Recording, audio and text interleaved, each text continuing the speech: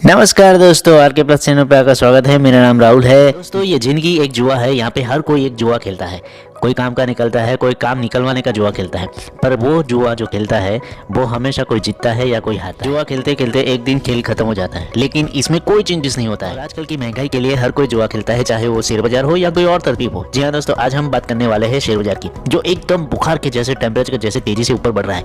आखिरकार ये बुखार कब तक रहेगा ये कोई नहीं जानता। जी हाँ, हर्षद मेहता के पिक्चर का ये डायलॉग मुझे याद आ गया कि शेयर बाजार इतना गहरा कुआं है जो पूरे देश की प्यास बुझा सकता है। आइए थोड़ा सा शॉर्ट में, शेयर मार्केट है क्या। भारत में बॉम्बे स्टॉक एक्सचेंज यानी कि बीएसई और नेशनल स्टॉक एक्सचेंज यानी कि एनएसई, ये तो मेन स्टॉक एक्सचेंज है। स्टॉक एक्सचेंज एक मार्केट होता है जहां पे अलग अलग कंपनी का शेयर का खरीदना या बेचने का काम होता है।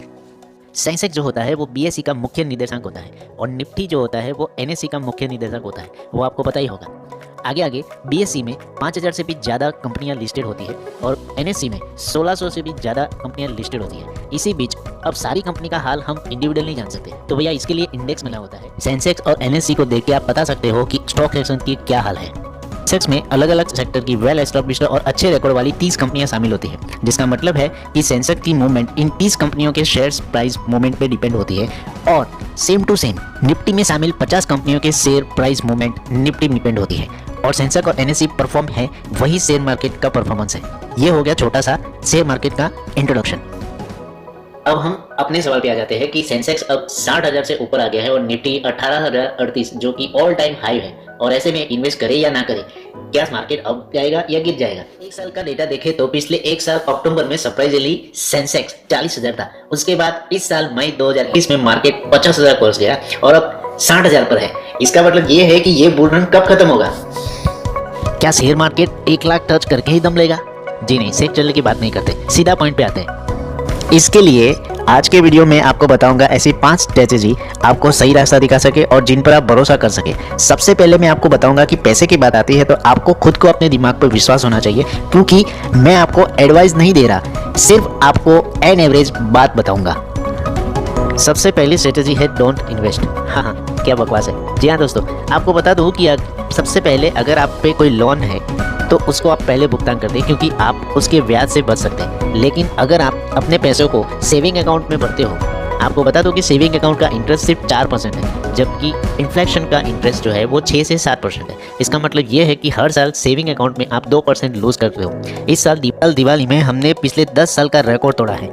लोगों ने पैसा खर्चा किया है। इसका मतलब ये है कि सेंसेक्स अब 70,000 भी जा सकता है। इसी बीच ये स्ट्रेटेजी बहुत ही इंटरेस्टेड है। दूसरा नंबर है इन्वेस्ट इन लो डेब्ट कंपनी, यानी कि ऐसी कंपनी आप चुनिए जिसका फंडामेंटल मार्केट में बहुत ही स्ट्रॉन्ग हो, जिस पे लोन या कर्जा जो होता है वो बहुत ही कम हो।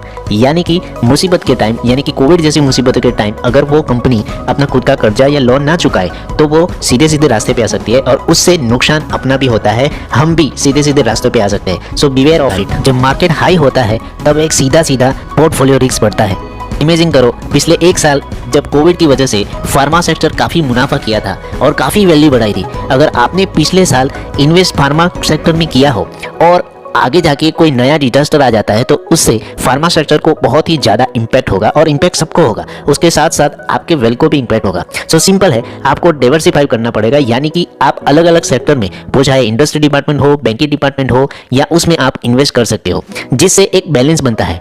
उसमें large cap, mid cap, small cap, ये नाम तो आपने सुने ही होंगे। छोटी होती है ना तब उसमें रिस्क ज़्यादा होता है और वही कंपनी आगे जाते जब बड़ी बनती है तब रिस्क छोटा होता है, आपका वेल्थ भी वैसे ही बढ़ जाता है। इसीलिए एक बैलेंस होना बहुत ही जरूरी है। अचानक के लॉकडाउन वाली सिचुएशन में आप सिर्फ इक्विटी मार्केट पे ना होकर अलग अलग एक्सेट पे होना बहुत ही जरूरी है। यानी कि एक सिंपल बात है, गोल्ड जब गिरता है तब मार्केट अप आता है और वही गोल्ड जब ऊपर आता है तब मार्केट नीचे आता है। ये एक फैक्ट है, इसीलिए बैलेंस होना बहुत ही जरूरी होता है। नंबर 4 है ग्रोथ और वैल्यू सिस्टम इन्वेस्टमेंट। दोस्तों, काफ़ी लोग मार्केट में ग्रोथ को लेके बहुत ही इन्वेस्ट करते हैं। ग्रोथ इन्वेस्टमेंट कंपनी का फ्यूचर देख के करते हैं और वैल्यू इन्वेस्टमेंट कंपनी का करंट स्टॉक देख के करते हैं और उसकी काबिलियत देख के करते हैं। ग्रोथ माइंडसेट का मतलब ये होता है कि कंपनी का आपने नाम नहीं सुना हो पर वो कंपनी का ग्रोथ के चांसेस बहुत ही ज़्यादा होते हैं, जहाँ पे आपका पैसा जो है वो 10 गुना मिल सकता है। ये है ग्रोथ सिस्टम। अब उसके बहुत ही अपोजिट होता है वैल्यू सिस्टम। आप ऐसी कंपनी में इन्वेस्टमेंट करते हो जिसमें पास की प्रॉब्लम देखी है और वो सर्वाइव हुआ है और आज वो कंपनी एक स्टेबल कंडीशन में है। आप खुद को सवाल पूछो कि कौन सी कंपनी आज कौन से डिपार्टमेंट में सबसे बेस्ट है, और ऐसे सवाल का जवाब आपको मिलते ही आप उसी डिपार्टमेंट में इन्वेस्ट करें। यह है डिसिप्लिन इन्वेस्टमेंट। दोस्तों, आपको पता ही होगा कि मार्केट में कितनी क्राइसिस आ जाते हैं। मार्केट कभी ना कभी स्ट्रांग होता ही है, एक नई गति से आगे बढ़ता है। ऐसे में आप डिसिप्लिन सिस्टम से इन्वेस्टमेंट करेंगे तो आपको नुकसान नहीं होगा, क्योंकि कोई ये नहीं कह सकता है कि मार्केट का फ्यूचर क्या है। हर महीने ऐसी अमाउंट को SIP में या आप म्यूचुअल फंड में इन्वेस्ट कर सकते हैं। अगर अगले महीने मार्केट गिरता है तो आपको सेम प्राइस का यूनिट मिलते हैं, ऑटोमेटिकली वो इन्वेस्टमेंट होता ही है। दोस्तों, कोविड के बाद किसी ने नहीं सोचा था कि मार्केट इतनी तेज़ी से आगे बढ़ेगा और अपना खुद का एक अलग सा आईना दिखाएगा, लेकिन आप जानते ही हो कि आज मार्केट की स्थिति क्या है। दोस्तों, अगर ये टॉपिक आपको पसंद आया हो तो प्लीज़ मेरे चैनल को सब्सक्राइब करिएगा। RK+ @ जय हिंद।